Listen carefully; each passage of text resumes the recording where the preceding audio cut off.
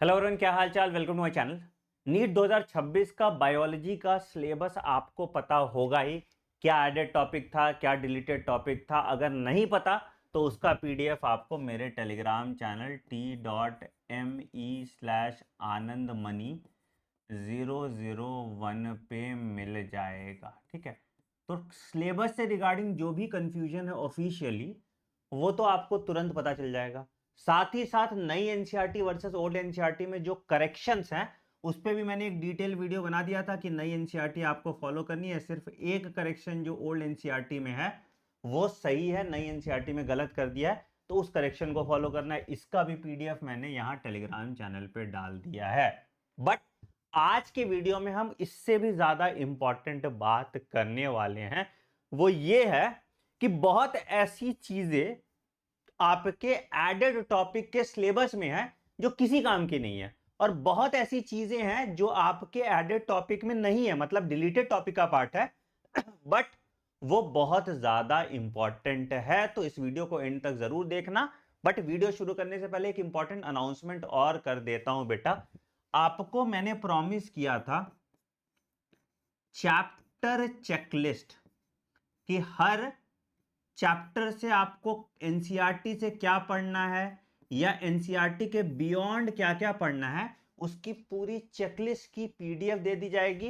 Plus इस chapter से कहां से क्वेश्चन आ सकते हैं और कैसे क्वेश्चन आ सकते हैं वो पीवाईक्यू के एनालिसिस के साथ कल से स्टार्ट हो जाएगा इसी चैनल पे। तो हर चैप्टर को 15 मिनट में हम चेकलिस्ट के फॉर्म में रिव्यू कर लेंगे ताकि आप जहां से भी पढ़ें आपका वो चैप्टर पूरा कंप्लीट हो जाएगा। और हालांकि हम एनसीईआरटी एम्पलीफायर तो आपको कर ही रहे हैं, जहां पे जितना जरूरत है वो आपको बताया जा रहा है, बट स्टिल ये उन बच्चों के लिए भी मदद करेगा जो मुझसे नहीं पढ़ते हैं। ठीक है, चल अब वीडियो पे वापस आते हैं। तो बेटा देखो, सबसे पहली चीज जो मैं हर साल आपको समझाता हूं कि जो नई प्लांट फैमिलीज है जैसे सोलानेसी छोड़ के मालवेसी, एस्ट्रेसे वगैरह, ये आपको नहीं पढ़ना है। सिर्फ इसमें सोलानेसी पढ़ना है और फैबेसी जो लेग्यूमिनेसी पुराने कहा जाता था, अभी फैबेसी हो गया। तो बस यही दो प्लांट फैमिलीज आपको पढ़नी है, बाकी कोई प्लांट फैमिली नहीं पढ़ना। तो ध्यान रखिएगा इसको। फालतू का हम एस्ट्रेसी, पोएसी, मालवेसी में जो टाइम वेस्ट करते हैं उसमें कुछ और पढ़ लेंगे। ठीक है।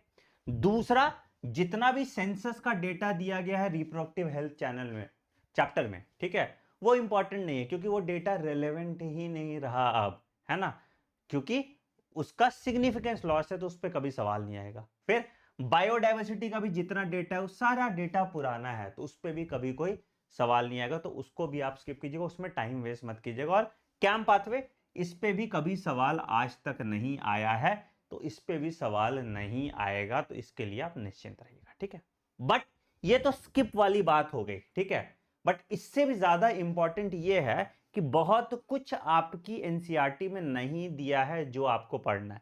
एडेड टॉपिक वाला तो आपको पढ़ना ही पढ़ना है। एडेड टॉपिक में आपका जैसे व्हाट इज लिविंग हो गया, है ना, रूट मॉडिफिकेशन और स्टेम मॉडिफिकेशन हो गया, एनिमल टिश्यू हो गया, कॉकरोच हो गया, ये सब तो आपको पढ़ना ही पढ़ना है। एडेड टॉपिक की लिस्ट आपको यहां पे मिल जाएगी। बट मैं ये बताना चाह रहा हूं कि जो एडेड टॉपिक में नहीं है, जो डिलीटेड टॉपिक में है, उसमें से आपको क्या पढ़ना है। तो जैसे सबसे पहला चीज जो है व्हाट इज लिविंग, तो ठीक है एडेड टॉपिक का पार्ट है, इसको भूल जाते हैं। ठीक है, सबसे पहली जो चीज है जो आपको पढ़ना है that is alteration of generation. आपकी नई एनसीईआरटी में ऑल्टरेशन ऑफ जनरेशन नहीं है, ना ही नीट के सिलेबस में मेंशन्ड है। बट जब आप प्लांट किंगडम पढ़ते हैं तो haplontic life cycle, diplontic life cycle, diplohaplontic life cycle with it example बहुत इंपॉर्टेंट है, इस पे सवाल आ जाता है। तो alteration of generation is very important. ठीक है, अगर बोलोगे कमेंट सेक्शन में मेंशन करोगे तो मैं इस पे एक वीडियो बना दूंगा इन छोटे छोटे बिट्स पे। ठीक है, दूसरा, रेस्पिरेटरी क्वेश्चन आपके एनसीईआरटी में दिया है, बट रेस्पिरेटरी क्वेश्चन क्या दिया है, रेस्पिरेटरी क्वेश्चन सिर्फ इतना दे देता है कार्बोहाइड्रेट का 1 है। ठीक है, फिर बोल देता है ऑर्गेनिक एसिड का ग्रेटर देन 1 है। ठीक है, और फिर बोल देता है एनारोबिक रेस्पिरेशन का इंफिनिटी है।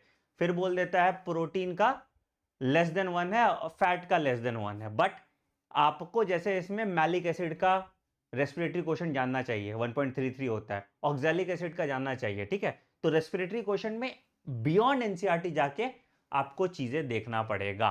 ठीक है, फिर सबसे इंपॉर्टेंट कार्डियक साइकिल और ईसीजी पे आपने देखा था पिछले साल सवाल आ गया था ट्विंस पे, है ना।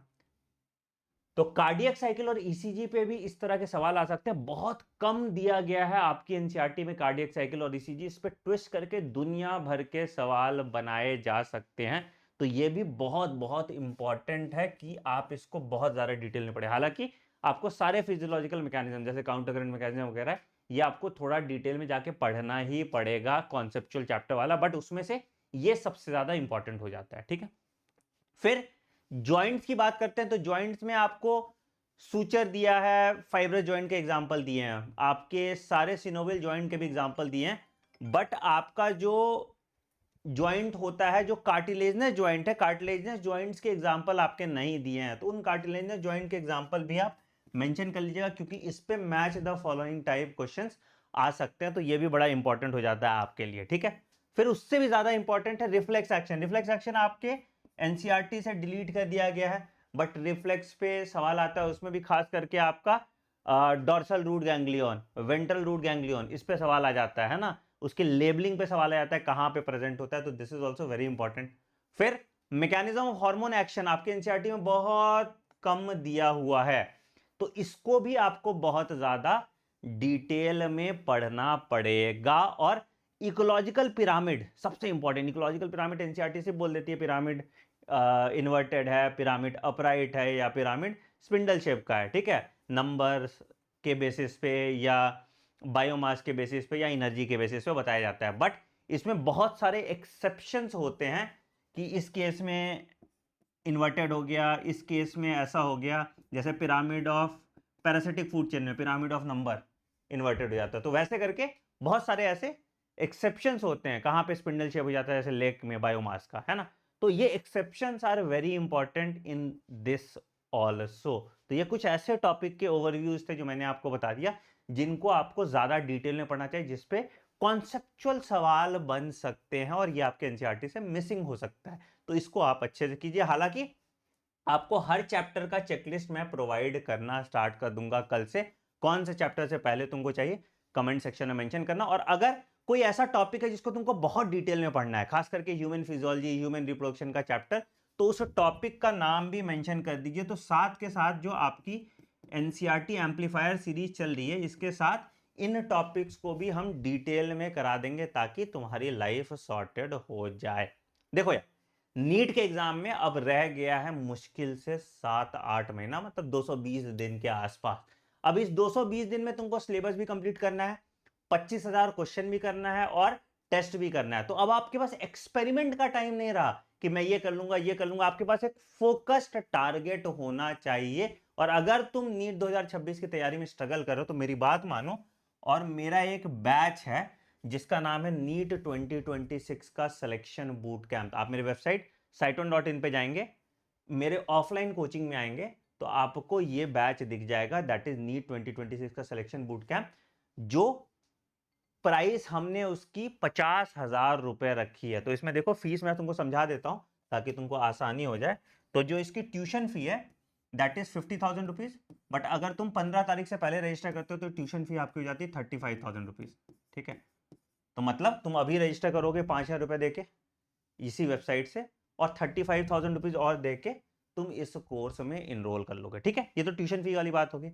आप मेरे कैंपस में आके रहेंगे, तो आप मेरे कैंपस में आके रहेंगे तो जो हॉस्टल फी है वो 50,000 रुपए, जिसमें खाना रहना सब कुछ इंक्लूडेड है। यही पैसा आपको देना है यहां पे एडमिशन लेने के लिए। I hope that is very clear. अगर कोई डाउट है इस सिलेक्शन बूट कैंप के बारे में तो मेरी टीम का नंबर है 9007002666, ठीक है। आपका बैच 15 सितंबर से स्टार्ट हो रहा है, जहां पे 15 सितंबर से 1 नवंबर तक हम आपको ऑनलाइन पढ़ाएंगे, और 1 नवंबर से हम अपने पास बुला के आपको ऑफलाइन पढ़ा के आपका सिलेबस कंप्लीट करेंगे 31 मार्च तक। और जो चीजें मैंने बताई कि क्वेश्चन प्रैक्टिस, टेस्ट, आपके डाउट्स, और आपको एक डिसिप्लिन में लाने का काम, वो हम यहां पे करने वाले हैं। तो अगर सिलेक्शन चाहते हो तो बिना डिस्ट्रैक्शन के एनवायरनमेंट में आइए और सिलेक्शन बूट कैंप ज्वाइन कर लीजिए। ज़्यादा डिटेल के लिए आप इस नंबर पे कॉल कर लीजिए, मेरी टीम आपको असिस्ट कर देगी। और अगर मुझसे बात करना है तो मुझसे भी बात करके आप इनरोल कर सकते हैं। हम इस बैच में सिर्फ 200 सीट ले रहे हैं, 121 एनरोलमेंट ऑलरेडी हो गया है, तो देर मत कीजिए, आप फटाफट टीम से बात करने के बाद यहाँ पे जो रजिस्ट्रेशन का ऑप्शन है यहीं पे आप जाएंगे नीचे, सॉरी यहीं पे जब आप जाएंगे नीचे तो आप जाके रजिस्टर कर लेंगे, 500 रुपये देंगे और रजिस्टर हो जाएगा। 20 अक्टूबर तक आपको फिर 20 अक्टूबर कह रहे हैं 20 सितंबर तक आपको फिर 30,000 रुपये देना, और यहाँ वापस आने से पहले मतलब जब आप वापस हमारे सेंटर पे आएंगे तो 20 अक्टूबर तक आपको बाकी के 50,000 रुपये देने पड़ेंगे। And this is the best course that you can get. तुम सोचो 1 लाख रुपए में रहना, खाना और पढ़ाना, ये तीनों काम हम करके दे रहे हैं, that too in offline coaching जो कोई और नहीं कर रहा। तो please make good use of this opportunity. I hope इस वीडियो से आपको हेल्प मिला होगा। वीडियो पसंद है वीडियो को लाइक कीजिएगा, चैनल पर सब्सक्राइब कर दीजिएगा और बेल आइकन दबा दीजिएगा ताकि आपको नोटिफिकेशन मिस ना करें। मिलते हैं अगले वीडियो में। Take care, bye bye, have a great day. Thank you.